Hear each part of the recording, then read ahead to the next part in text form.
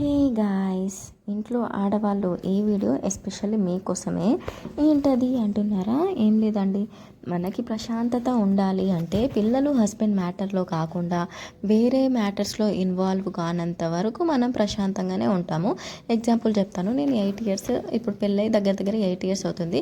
8 years నుంచి మా వారు జాబ్ చేసే దగ్గర ఉంటాను కాబట్టి ఇంకా నాకు ఇక్కడ ఎవరు తెలీదు. అలా అని పోయి ఓనర్తో ముచ్చట పెట్టడం, లేకపోతే పక్క పోర్షన్ వాళ్ళతో ముచ్చట పెట్టడం, ఇలాంటివి చేస్తే ఎవరికి నష్టం? నాకే నష్టం.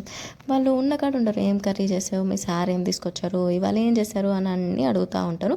మనం మంచి అన్నీ చెప్పుకుంటూ పోయినాం అనుకోండి, మనకే గోవింద, మన వెనకాల చాడీలు చెప్తారు. అందుకనే లిమిట్లో ఉండండి. పని అయిందా అంటే అయింది అంతే, ఇంట్లోకి వచ్చి డోర్ వేసేసుకోవాలి అంతే. ఇంకా అదేంటక్క వాళ్ళ ముందే డోర్ వేసుకోవాలా అంటే అలా అంటలేను. మనం ముందు నుంచే లిమిట్స్లో ఉన్నాం అనుకోండి, వాళ్ళు కూడా మనతో ఎక్కువ మాట్లాడారు. అది అంటున్నాను. మనం బయట వాళ్ళతో ఎంత తక్కువ మాట్లాడితే మనకంత ప్రశాంతత ఉంటుంది.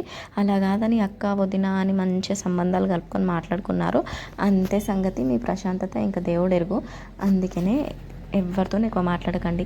లేదు వాళ్ళే మా ఇంటికి వచ్చి పనిమాల చాడీలు చెప్తున్నారు అంటే మీరు చెప్పండి, నాకు ఇంట్లో కొంచెం పని ఉంది, లేకపోతే పిల్లల కోసం ఏదైనా చేయాలి, అదో ఇదో చెప్పి ఎస్కేప్ అయిపోండి. ఇంకో రెండు సార్లు చూస్తారు, మూడోసారి ఇంకా వాళ్ళే మనల్ని ఇగ్నోర్ చేసేస్తారు. అది కరెక్ట్ అనమాట. సో ఎక్కువ ఎవరితో మాట్లాడకండి.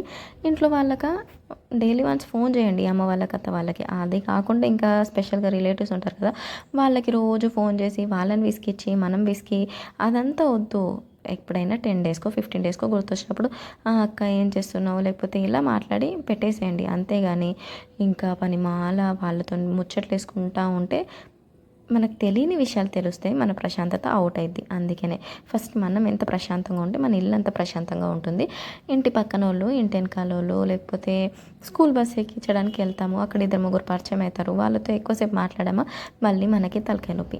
దీని గురించి మీరేమంటారు కామెంట్స్లో చెప్పండి. ఇంకా పిల్లల గురించి అయితే 4 o'clockకి స్టార్ట్ చేస్తే 4:30 కరెక్ట్ వాళ్ళు వచ్చేలోపు గులాబ్ జామ్ అయితే అయిపోయింది. ఇంకా వాళ్ళు వచ్చాక మా పెద్దోడు హోంవర్క్ రాసుకుంటున్నాడు, ఏదో ప్రాజెక్ట్ ఉంటే ఫోటో అది పేస్ట్ చేసుకుంటున్నాడు. ఇంకా ఇద్దరికి గులాబ్ జామ్ అయితే వేసి ఇచ్చేసాను. ఈ వీడియోకి అయితే ఇంతే. ఇది మీకు నచ్చితే ప్లీజ్ సబ్స్క్రైబ్ చేసుకొని ఒక లైక్ కొట్టచ్చు కదా. మరి ఉంటాను.